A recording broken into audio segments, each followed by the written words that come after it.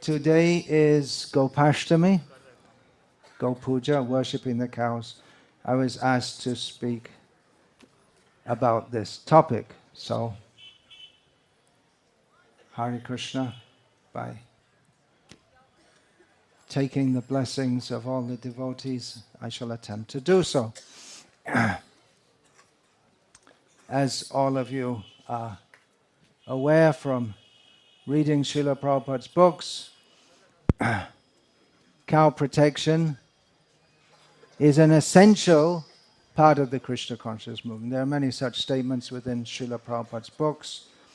And practically also Srila Prabhupada wanted to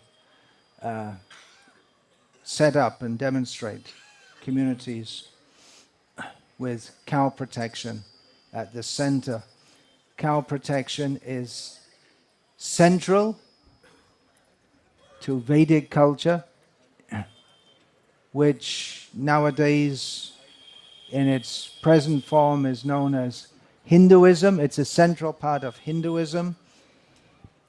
In general, Hindus feel very strongly about cows and cow protection. Somewhat like in the way that people in the West feel very strongly about dogs. Srila Prabhupada was surprised when he saw so much affection for dogs in the Western countries. He said, what kind of civilization is this in which they make the dog their best friend and kill the cow?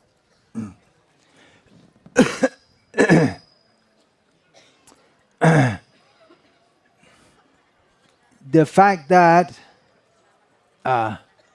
Hindus take cows and cow protection so seriously is actually, or has been traditionally in the West. Nowadays, the culture of trying to be nice to everyone. Many people have that feeling, don't be nice to everyone culture. And there are others who carry on with bombing as usual, but there are a lot of people in the West who they're so careful that you can't even make a microaggression. A microaggression is forbidden, but killing cows goes on. But in the West, there's this, it's a phrase, a holy cow, which is a sarcastic expression, which means that when someone takes something very seriously and very importantly, but it's foolish to do so. Just like someone may have a pet project. Some politician may have a pet project and everyone else thinks it's stupid, but they want to push on with it. So they may call that a holy cow. Something that it's actually against your interest to promote that. Just like my pet project is to build a superhighway from here to there, but it costs so much, and how many people will you? And then if you take all the pros and cons, it's ridiculous. But he's attached to it. They call it a holy cow. The idea that Hindus are stupid to worship the cow and not eat the cow. In my childhood, I remember seeing regularly an advertisement in the newspapers by Oxfam, a famous British charity, soliciting funds for the famine in Bihar in the 1960s. Hare Krishna. Hare Krishna. We lost the sound again. Hare Krishna. Is anyone here from Bihar? Anyone? No? No one from Bihar? So you know about the famine in Bihar in the 1960s, huh? Blank look on his face. Now he's saying yes. When I first went to Bihar, I asked, I said, no one had ever heard of it, but it was advertised in the newspapers in England in the 1960s. They're collecting funds for the famine in Bihar, which didn't actually exist. At least no Biharis remember it. So the advertisement was there. It struck me. Something struck me and it stuck in my mind. There was an advertisement by Oxfam showing an old man, very skinny, skin and bones, lying down with a cow next to him. And Oxfam said, is more or less the message, that you should give money to us because we don't just feed people, but we educate people. Just like, for instance, here's someone dying and there's a cow next to him and he doesn't kill the cow and eat it. Now, you can go anywhere out, if you go outside this metropolis of Vrindavana, as it's become, and you go to any village in the area, and you'll see old, skinny men, skin and bones, lying on the charpoi, the kind of bed outside their house. That's what happens to old men who are in the getting ready to die. They become very skinny and weak, and it's not that they're starving per se, they're just dying, that's all. But in the West, you don't see dying people. They're all locked away. They're like criminals. They're all locked away. So this idea, Oxfam is promoting, or was promoting, that we're educating the stupid Hindus to kill the cows. Such a attitude they had. So anyway, why? What's all this big thing about cows? For an Indian Hindu, mostly, there are Hindus who eat beef also, in Kerala especially. But for Hindus in general, it's a question they might not be able to relate to. Just like in the West, if you ask people, well, why do you love dogs? It was just the culture they're brought up in. That and dogs are so nice. They lick you, and what else they do? They wag their tail when you come in. They're very nice, aren't they, dogs? Well, Krishna likes cows. Krishna is a person. He's the supreme personality of Godhead, and he likes cows. It's his preference. So he could like anything that he likes, but he likes cows. His names are there, Gopala, Govinda, in relation with the cows. Namo Brahmanya Devaya Go Brahmana Hitaya Jagat Hitaya Krishna Govinda Namo Namaha. In one place, Srila Prabhupada stated, in one of his purports in Bhagavatam, he stated that Krishna is the benefactor of the cows and the brahmanas. Out of the two, cows more so. That's quite a statement. Vrindavan is all about cows, right? It's a cow herd village originally. Now we can hear non-stop the sound of horns, not cows' horns, but the car horns and tempo horns, non-stop. We should be hearing non-stop the sound of cows, but we're hearing this sound of cows' horns. We know about the gopas and the gopis.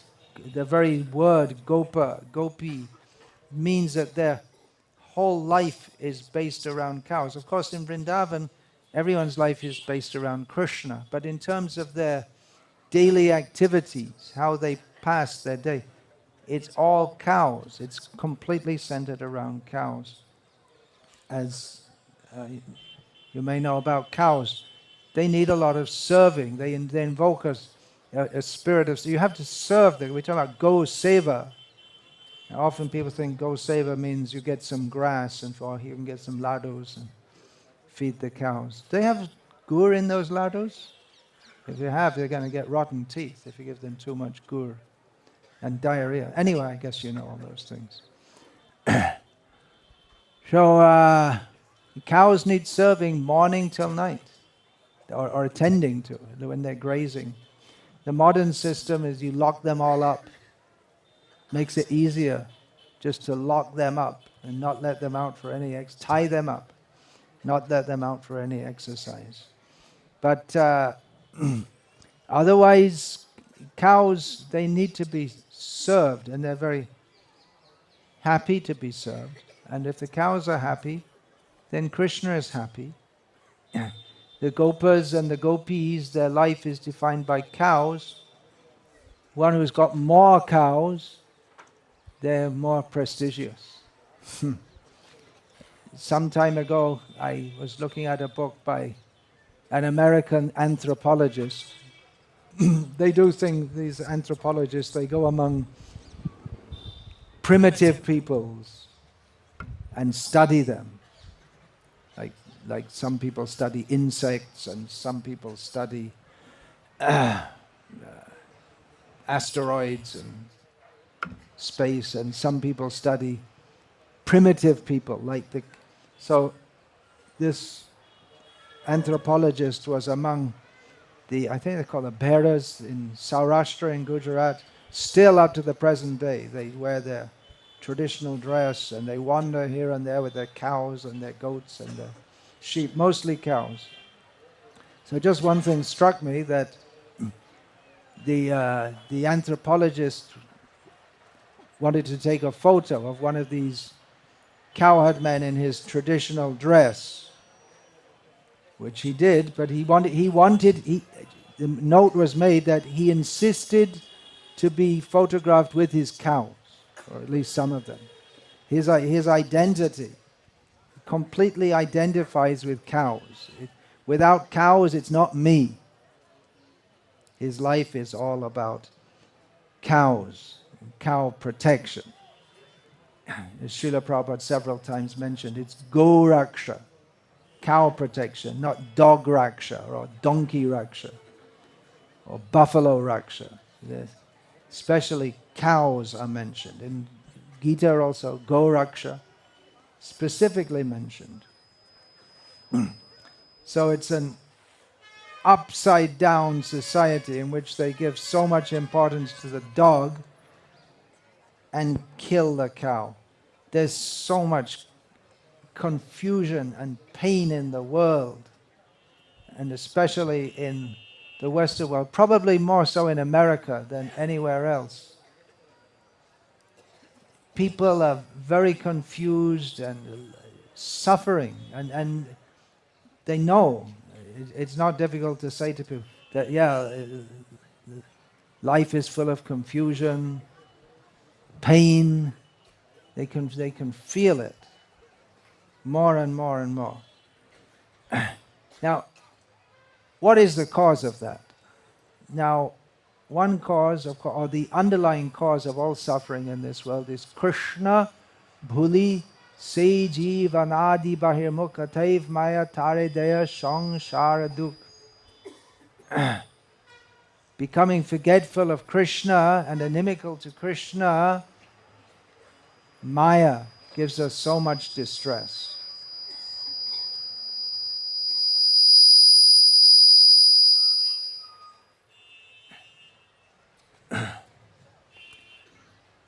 But there are levels of distress also. And Kali Yuga is a very distressful time because it's a very sinful time. It's that much we're sinful, that much we suffer more and more and more. Srila Prabhupada in one purport, at least one place, mentions that there's so much suffering all over the world.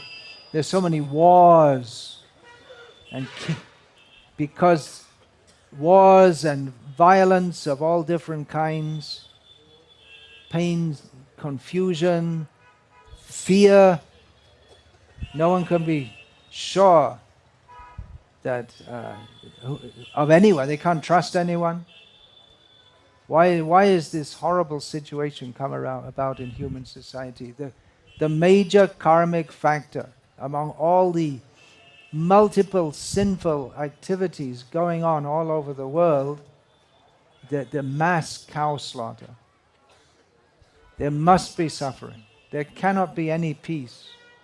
It's farcical to talk about peace when there's cow slaughter. Slaughterhouses, cows just treated as entities for us to exploit. The whole demoniac civilization is based on exploitation, not cooperation. Cooperation as much as minimal cooperation that we require so that one group may dominate another group, or cooperation because we're being dominated by one person and we get paid by him, so therefore we cooperate. But it's not a willing cooperation. Everyone is envious of everyone else.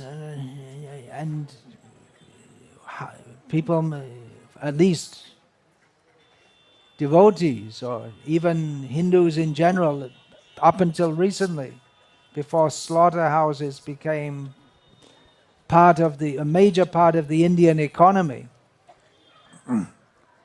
Srila Prabhupada said that there were no slaughterhouses when the British were here. There was some animal killing going on since time immemorial.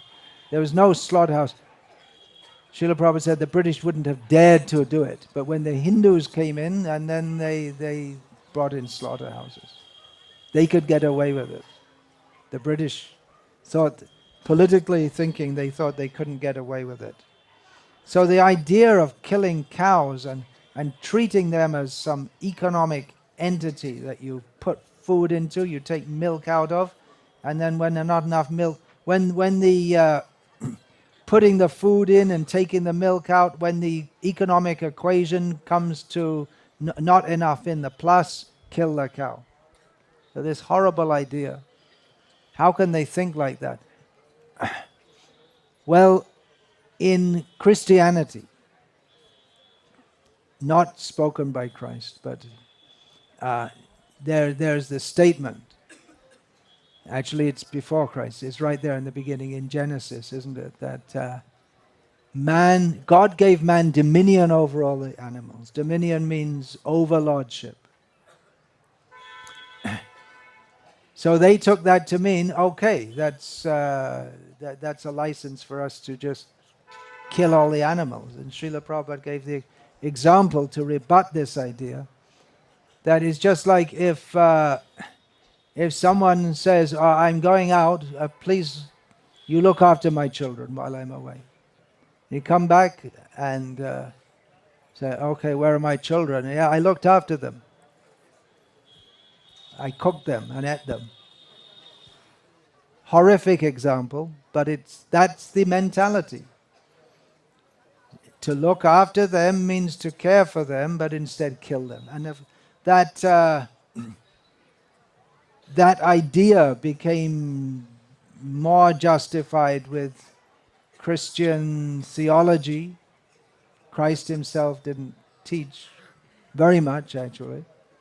But I believe it was Augustine who gave the authoritative pronouncement from his mentally speculative mind that animals have no soul. And again, Srila Prabhupada would rebut that what are the symptoms of life? There's life when there's a soul. What's the difference between a dead body and a living body? The same chemicals are there. What's the difference? The difference is that the living force has left. The living force is what in English is called the soul. When the soul leaves, there's no more life. So it's true not only in humans, but in animals, in plants. Wherever there's life, there's a soul. So how can you say there's no soul? But this idea, the animals have no soul, so it's all right to kill them. It's demoniac kind of reasoning. The idea that the cow is just an animal means you can torture them, you can kill them. It's recently I read something from some so-called scientists that we're still not sure whether animals actually feel pain in the same way that humans do. And any child can understand the animals feel pain. But the scientist can't understand because he's a scientist. He has to understand everything scientifically. I wonder how scientists ever get married, how they fall in love or whatever. I can't prove that I'm falling in love with you, but maybe some. What's the chemical basis to this? What kind of romance you're going to have there? But, so this idea, just an animal, then we can kill them. Just an animal, so you kill them. That was a pretty famous movie years and years ago. I didn't see it, but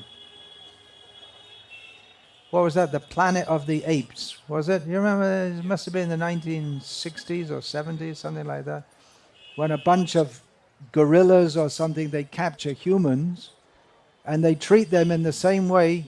The Indians know it also. They treat them in the same way that humans treat animals. They lock them up and torture them and have no feeling for them whatsoever. Parikshit Maharaj, he was incensed when one cow was being mistreated, beaten, not killed, just being beaten. He was ready to kill that person. How could this be going on in my kingdom? He was ready to, and nowadays in India, how many? It's difficult to say because there are so many cows killed and illegally exported to Pakistan and Bangladesh. How many are killed? It must be hundreds of thousands. Well, tens of thousands, maybe more than 1 lakh a day of cows are killed every day. Often I say in public lectures in India that if one cow is killed in this country,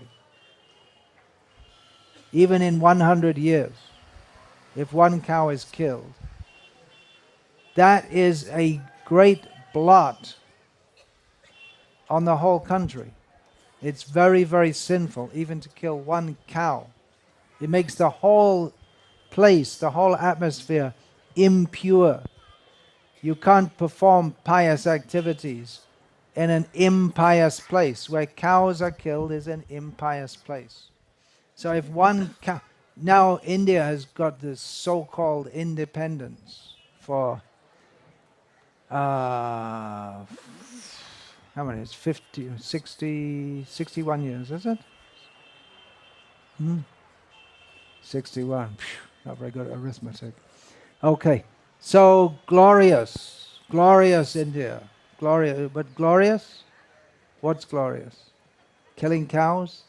So many cows being killed?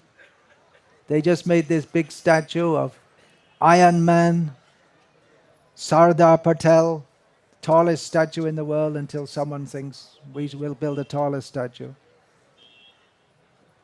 All these Mahatma Gandhi and Sardar Patel, they struggled for independence. What for? So they can kill cows? What's the point? What is the glory? It's more shameful for this country. At least in the West, they're ignorant. But here it's going on, and the government is promoting that, actually.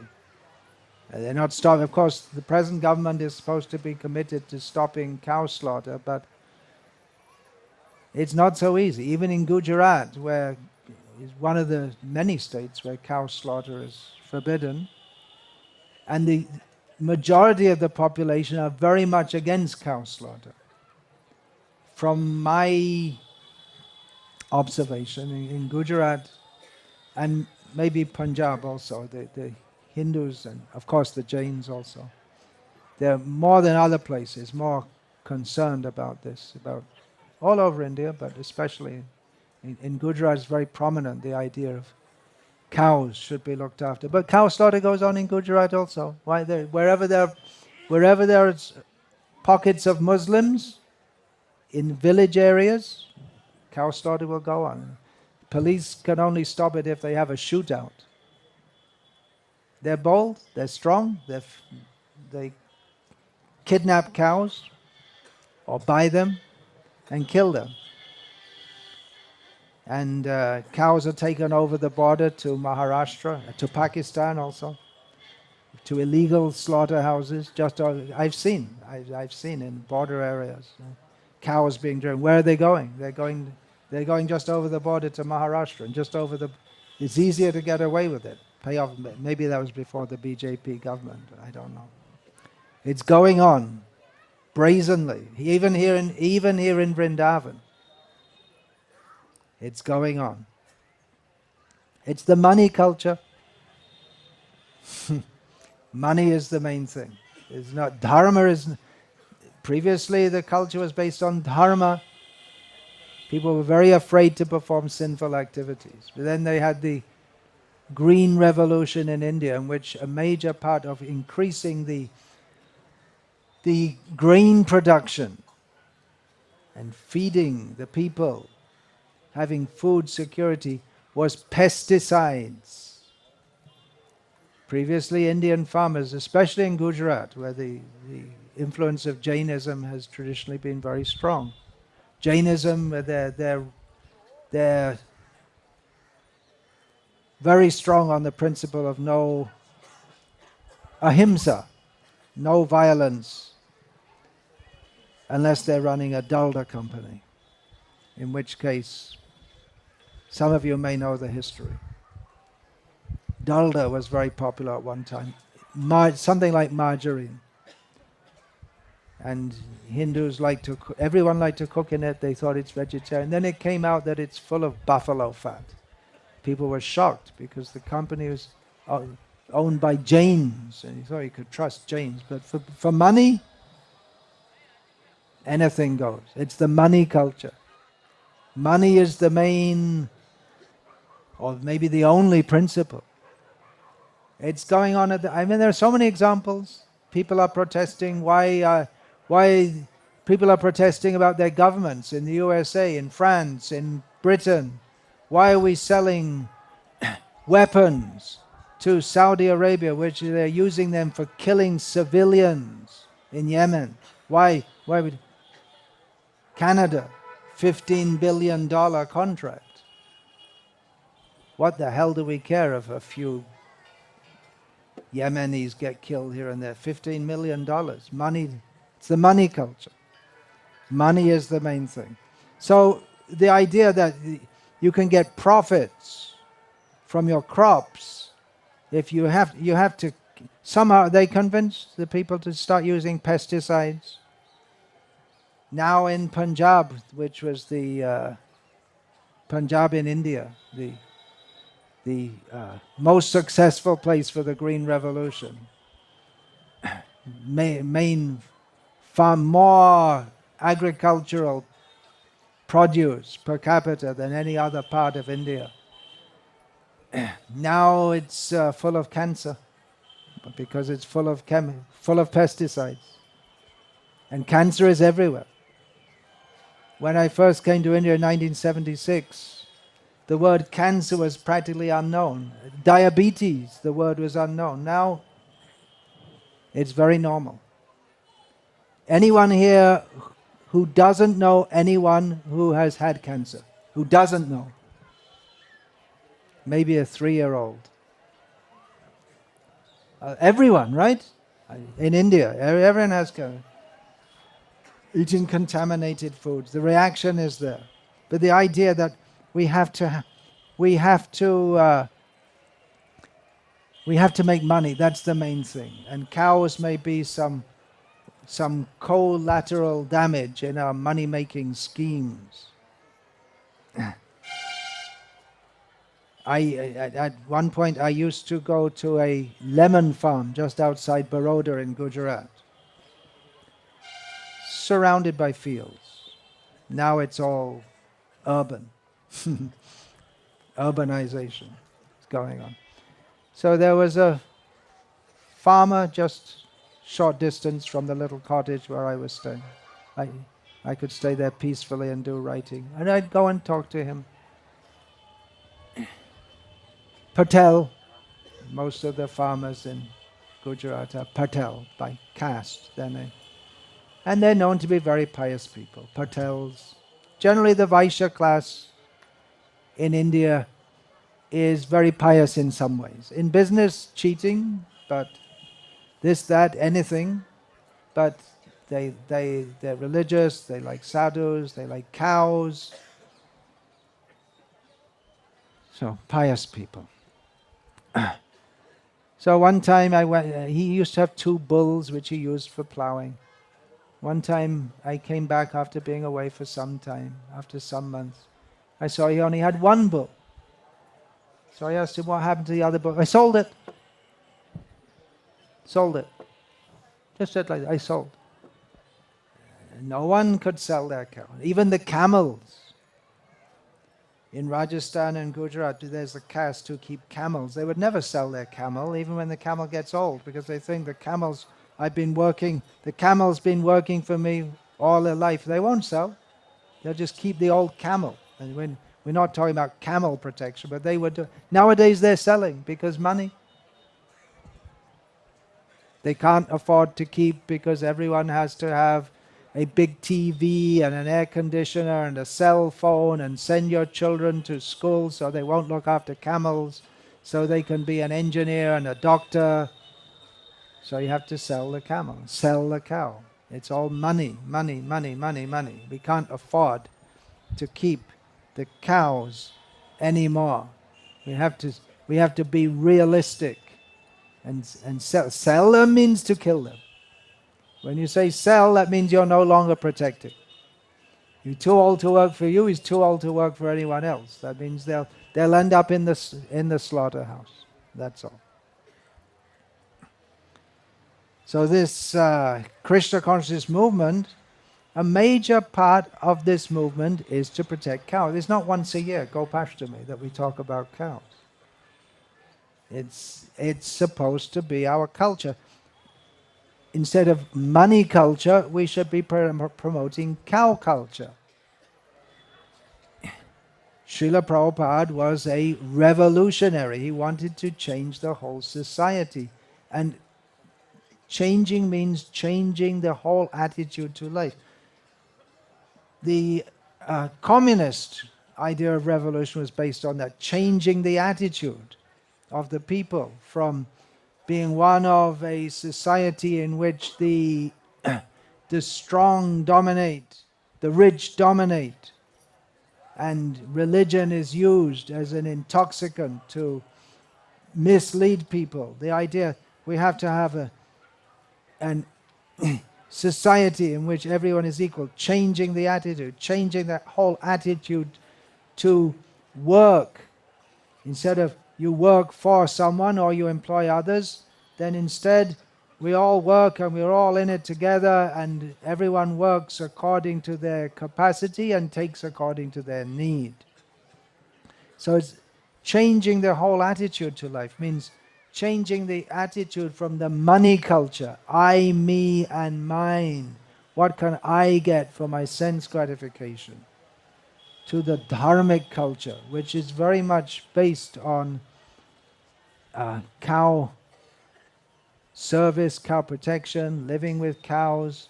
Is it possible that in India cow killing could become as normal and people just as ambivalent about, or not ambivalent, they're just, what's the word? They don't care about it. As in the West, it's possible.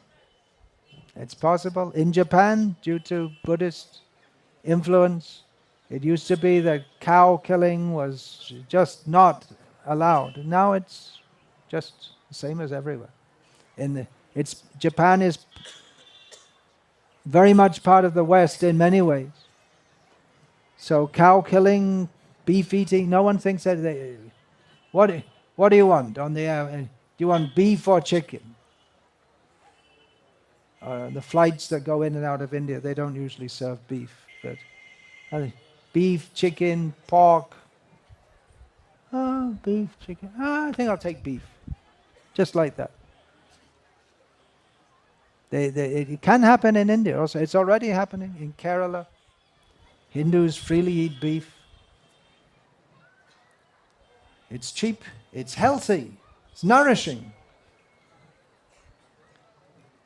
If you're going to eat meat, then you have to think, if you have to think of money, right? And the beef is cheaper.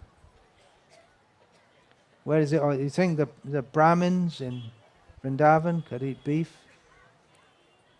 Well, many of them started eating garlic and onions. Right? That's also forbidden. What's the next step? Eggs, then chicken, then mutton. And what's the next step? There's nothing left except beef, is there? It's a downward slide. If it tastes good, right? Does it? Anyone? No, we don't think so. Many of us used to think so. I was raised in a family with beefy. They think it tastes nice. Why should we give it up? Anyway, we're going to die, so we'll die by eating beef. They don't care. They don't think of the laws of karma. They don't believe. Who's afraid of the laws of karma? Even the pesticide, people would think, not only they think that it's wrong, but they have an understanding that if I do something wrong, I'll get a reaction. People used to hear the Puranas, Garuda Purana. When someone dies, they read from Garuda Purana. And tells you, well, if you do this sin, you get this reaction. And people are dying all the time when families have 12 children, which was normal before contraception and abortion, another major part of Indian life. Should I ask? That's too embarrassing. How many women here have had an abortion? It goes on. Even initiated devotees. We have heard. It's convenient. It's easy. It's wrong, but it's over, and then you can forget it. These sinful activities are going on. So people, they don't know about the laws of karma. Or they may think, I'll chant Hare Krishna, I'll go on pilgrimage to Badrinath, I'll get rid of my karma. They're not afraid. The scientific teaching that we all are products of chemicals only, dust thou art and unto dust thou shalt return. That sounds like Darwinism, doesn't it? We're just all chemicals. Anyway, we're just all chemicals. Pasmi bhutasya dehasya king puna agamano bhavet. When we die, body is burned, finished. You don't come back again. So live and enjoy. And in the process, if you like to eat beef, well, what the hell?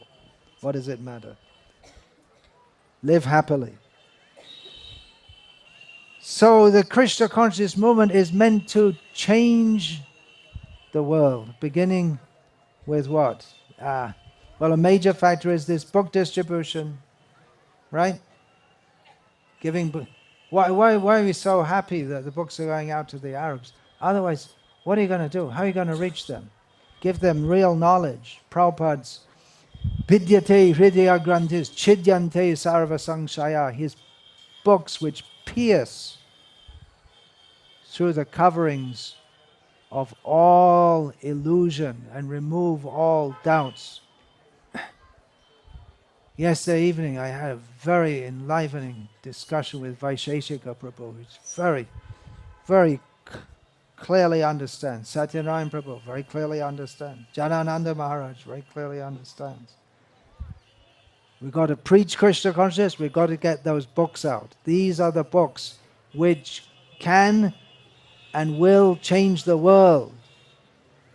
What will your 3 minutes talk do? But if he takes a book that can change his life, these are the books which are going to change the world if we distribute them massively and preach according to those books and live according to these books.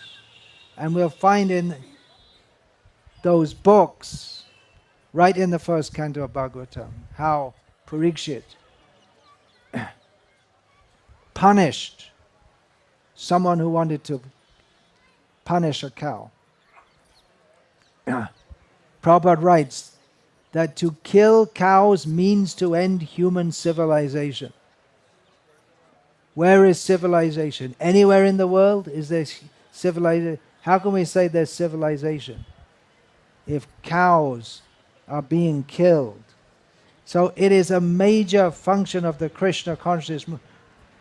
The Krishna consciousness movement is meant to change the world, and a major part of that is establishing cow protection. But it's not just by opening a Goshala, even a very big Goshala. There's in Rajasthan, the Pathamedha. Establishing Goshalas is okay, is a good thing to do. And there's the Go Raksha Dal, which these people, they go around and they capture, they find out people who are taking cows to the slaughterhouse, and they kill the people who are taking the cows to the slaughterhouse. It's illegal. It's going on. It's quite effective in stopping cows being killed. But it's not going to stop cow slaughter. Not by making laws, just like I said in Gujarat. Among most of the states in India, cow slaughter is forbidden, but it goes on. Either by exporting the cows to a state in which it is allowed, or illegally, with the connivance of politicians and the police. It's all money, so you get a good profit, then you have to pay off the politicians and the police, and you can go on. So it's not just by making laws. One major factor, it's essential, if in this country cow slaughter is going to be stopped, we're going to have to convince the Muslims and the Christians, who are an increasing demograph within India. We're going to have to convince them, because, like I say, in Gujarat the law's against it, but where the Muslims are strong, they'll go on doing it. And it's an act of defiance, as much as they like to kill cows, but it's like an act of defiance to kill the cows. And it can be very dangerous to even promote cow protection, because if they can get away with it, people who are promoting cow protection, they're routinely killed, especially in South India, in the Mangalore area, in Tamil Nadu, in other parts of Karnataka, and in many parts of India. It's a regular thing. You'll find someone's trying to stop cow killing and they'll get killed, because the people who are making a profit from cow killing want the cow killing to go on. So we're going to have to convince them. And there are actually some Muslims who are, they themselves promote cow protection. It's a complex scenario here in India. But we're going to have to convince them how to do that. It won't be only by intellectual arguments. We can say it's bad for health, but that's to eat beef. But that's not going to convince everyone. Those arguments are well known in the West, and there's still plenty of people who eat meat, and they don't give a damn about it's bad for their health. So just by saying it's bad for your health, that's not going to work. We can talk about karma, purification, Harinam. It's the spreading of Krishna consciousness. It's a whole package. There has to be book distribution. There has to be Harinam, festivals. Devotees have to go out in the public and meet people and speak to them. It's a whole package. Purification of heart is required. Otherwise, people, they don't care. They tell them you'll suffer in a future life. They don't care. Another personal anecdote. Once in Thailand, where people are Buddhists mostly, I asked eating of all kinds of flesh. Even on the street, you'll find live grasshoppers, and they're put into a wok of hot oil and then very crunchy. They like to eat all different kinds of things. Not beef. Buddhism still has. Buddhism came out of Vedic culture. So the idea is there not to kill cows, not to eat beef. So I asked one woman once that pork is the most popular food there, meat, the most popular meat. So I asked one woman that, don't you know that in your future life, because they all believe in future life, that you'll become a pig by eating pork? So she said, yeah, I'll be a pig. I'll be happy as a pig. I'm happy now, and I'll be happy as a pig. Sanuk. If you know, anyway, you don't know Thai culture, but Thai culture is based around sanuk. Whatever you do, it should be sanuk, which means happiness. So I'm happy now, I'll be happy as a cow, they don't care. They don't care. Unless there's strong, insistent preaching, utishta, jagrata, get up, wake up. Even among our own devotees, there's so many. You get to hear so many sinful things going on. What to do? We have to change the whole society. Just like in the West, people are very fond of dogs. That's their culture. We have to make a culture. We have to make a culture in which getting up early in the morning, going to Mangalati, chanting japa, being a devotee of Krishna, not killing cows, it's all part of a big package. We have to establish that.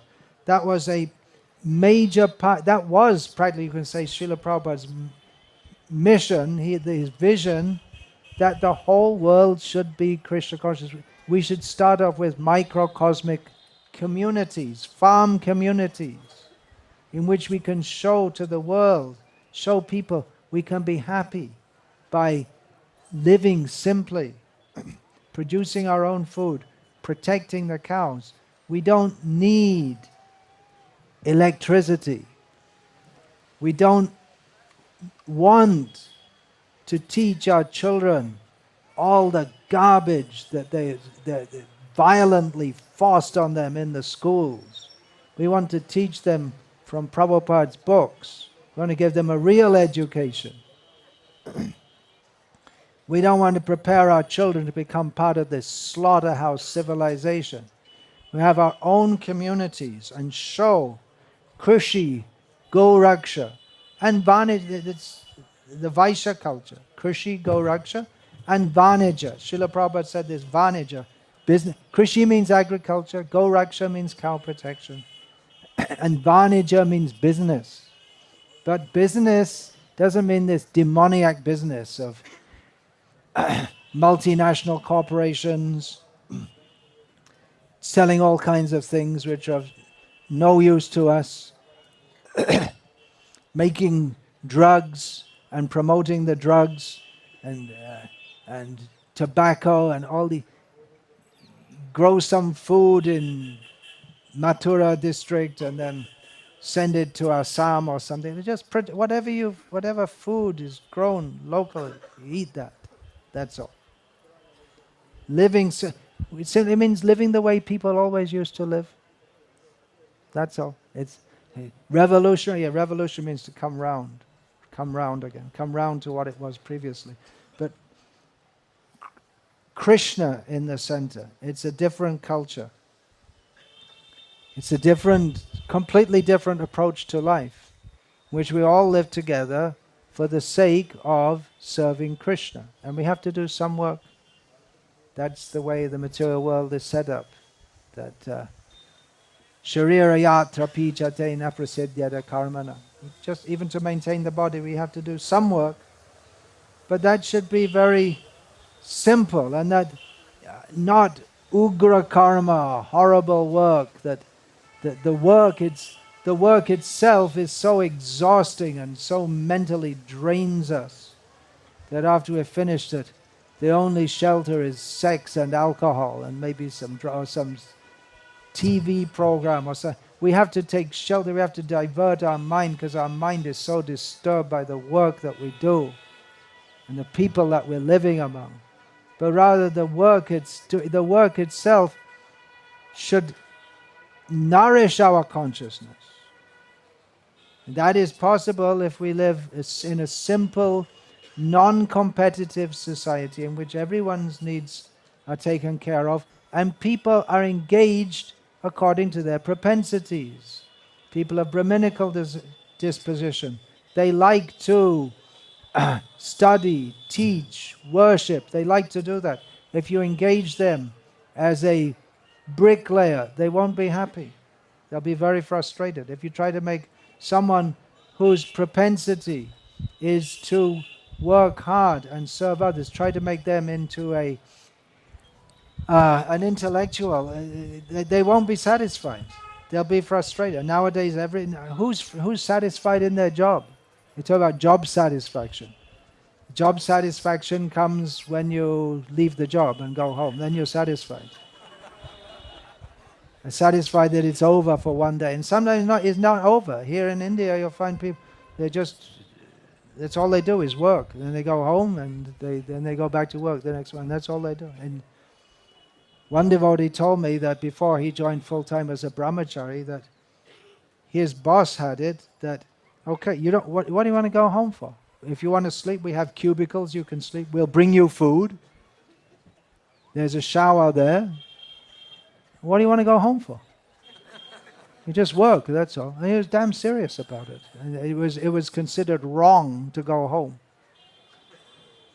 Because what else is there to do but work? So we want to show a different way of life based on cow's protection, very, very central. In some ways, this idea of collecting for cows, we're collecting for the cows, that works against cow protection. How is that? How can collecting for the cows work against cow protection? Because it gives the idea that cows are an economic liability. You have to collect for the cows. That means to keep cows is an expensive undertaking. Just like previously, if someone wanted to finish someone else off economically, they could calculate, and then the king could gift someone an elephant or a few elephants. And you can't give them away because the king gave it to you. But to feed an elephant and look after the elephants costs so much, it finishes you off.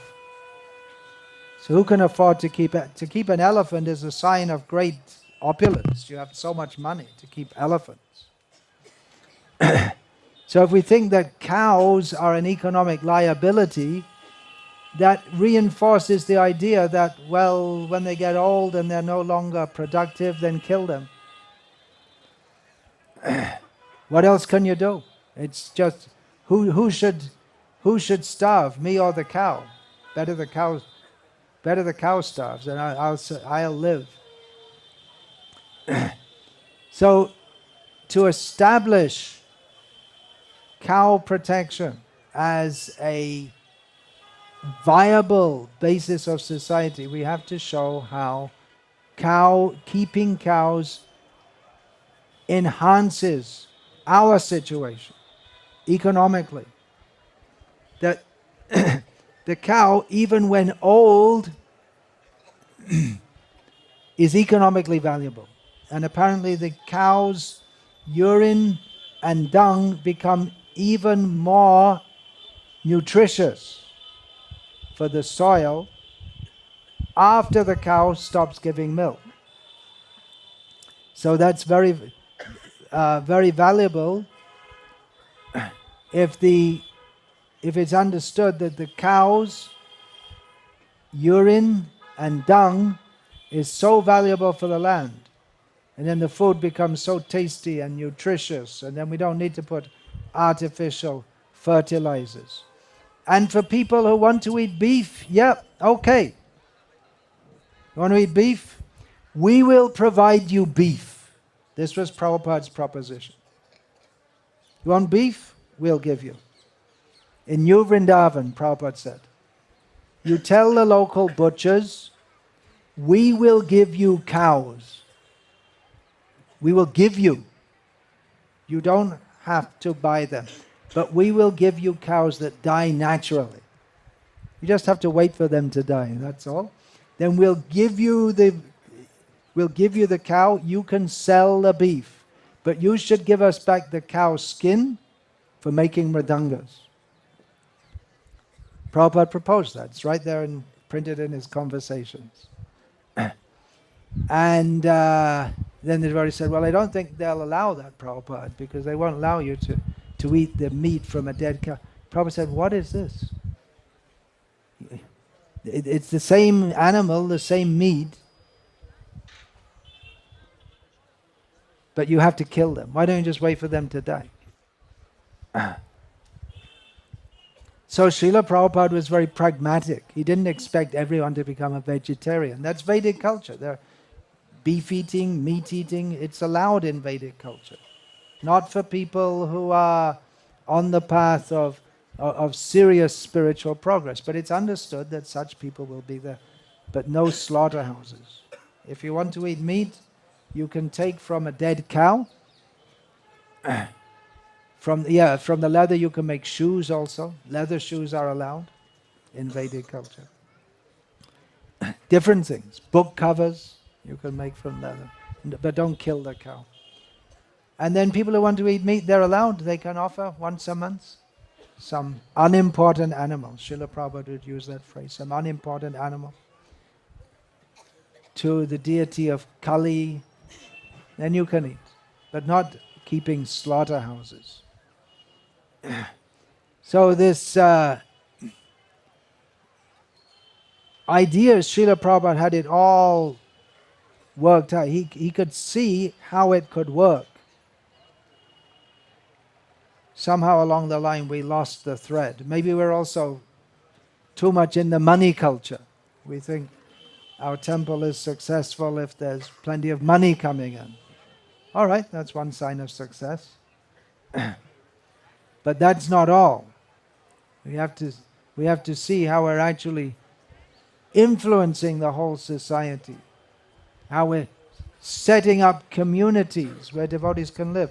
Not that they come once a year, they save up all year working in some ugra karma for some ugra person, some nasty demon.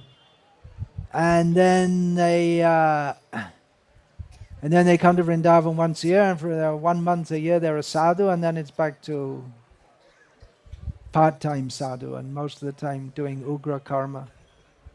Bifale shevinu, kriparna durajana, chapala shukaladalagire. Uselessly working for some rascal person, just for some, little sense gratification or something. So this cow protection was there traditionally, central to Vedic culture. Milk is required, ghee is required for yagyas. And milk, Srila Prabhupada said, milk means cow's milk. Of course there's donkey's milk, buffalo's milk, camel's milk, human's milk, pig's milk, all kinds of milk. But in Shastra where milk is mentioned without any qualifier, means cow's milk. And that is particularly required to nourish the brain tissues so that they become potent for spiritual realization, so that the quality of sattva guna is nourished by taking milk, good for the brain. Srila Prabhupada also said fish is good for the brain. That's why you find Bengalis, he said, that they're very intelligent, and Japanese, they eat a lot of fish. But that is good for a calculative brain, not for spiritual understanding. For that, milk is required. Now, very prominent in the Western world is this veganism or veganism. I've heard it pronounced both ways, in which they're against taking any form of animal product. And they've captured the high ground, so to say. We used to say vegetarian, it's morally better, but they're saying no, you shouldn't even take milk because they torture the cows. And they've got a point. But they're against anyone taking any milk at any they say the milk is meant for the calf, not for you. But actually the milk is required, some from the nutritional point of view, some animal product is required in the human body. Otherwise I have to finish, is it? Time up. Okay, don't protect any cows. Sorry. I have a lot more important points to say, but Hare Krishna, maybe some other time. Hare Krishna, thank you Maharaj for enlightening the person. I didn't finish. I didn't come to the conclusion. It's important. I think it's important. But anyway, Hare Krishna. What can I do? Instead of question, if you have time for questions, you have time for a little more talk. I'll try and make it quick. Huh? Okay, I'll make it quick. So I was going to say, veganism, they seem to be on a moral high ground, but the vegans, they also require vitamin B12 injection, which you don't need if you take milk from protected cows. The point that cows are happy if they are protected. It's not violence to the cows. They are happy. It's just like people from the West may come to India, say, oh, the poor dogs, they're running around the street, no one's looking after them. But then the same can be said about the cows. If we're not going to protect the cows, then there'll be wild cows, and they'll be subject to be mistreated also. So actually, this veganism, we can counteract it by establishing cow protection communities and showing how happy the cows are and how happy the humans are if they live with happy cows. Another little anecdote from my own miserable life. A few years ago, at Bhaktivedanta Manor, just outside London, I was walking around the grounds with the father of this body, and within the paddock there was a cow, and I just put my hand through the fencing and started petting the cow. And my father says, oh, so tame.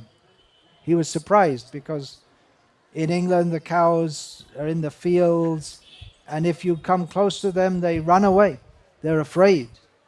He thought the cows are very afraid of humans, but he didn't know in all his life, he must have been about 70 years old at the time, he didn't know that cows can be very happy and trusting of humans. He'd never seen that or dreamed of that. So we have to show that, how people can live very happily. Srila Prabhupada said, millions will join our farms. If we had our farms together now in America, would people join? Sure they would. The time is just right. People are so frustrated with society. There are hundreds and thousands of homeless people in America, probably more than in India. If we had these farm communities together, we could practically show a better way of life. So this is a major part of our preaching. Without it, our preaching is incomplete. Just like it says, in our books it says, society should be like this. Okay, when we first had the books, we were distributing them in the 1970s. Then we were a new movement. Now we're not a new movement. And people are going to say, well, we're just all talk. We're just all talk. And what are we doing practically? We have to establish these communities. Otherwise, sorry to say, but we are failing Srila Prabhupada and his mission and his vision. We're not doing full justice to the vision Srila Prabhupada gives in his books unless we establish these farm communities, cow protection in the center. Hare Krishna. I made it brief. Please don't clap. Make cow-centered communities better than clapping. Or join in such a community. I've just been given something from some Vikalp, Sri Kamdenu. Sri Kamdenu Services Ki Aur Se. It shows that how even the cow lovers are a victim to these products like the tallow in ice creams and so. Right. You like to eat ice cream? Vadilal's ice cream? What do they have here? That's supposed to be vegetarian. They say they're vegetarian. Toothpaste. Toothpaste means animal products. What else? The ladies like to put lipstick. Putting on a piece of cow there. Hare Krishna. Here in Vrindavan, you're in Vrindavan? No. There's something like you stay in Vrindavan, okay. So there are some things going on in India, communities we're trying to establish on the basis of Srila Prabhupada's instructions. What did he say in New Mayapur, Jananand Maharaj? Prabhupada said if Jananand Maharaj, what did Prabhupada say about New Mayapur? He said if we had 3 or 4 such communities, we can take over the whole of Europe. What was the exact quote? Do you remember? Something like that.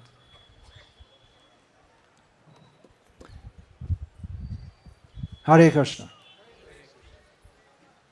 Hare Krishna, thank you Maharaj for enlightening us about how we can serve the cows and about the farm project. ISKCON Vrindavana, we That's also a have major farm part of project. your life, right? Yes, we also have a farm project, so if anyone wants to visit, please contact me. I can take you on a tour.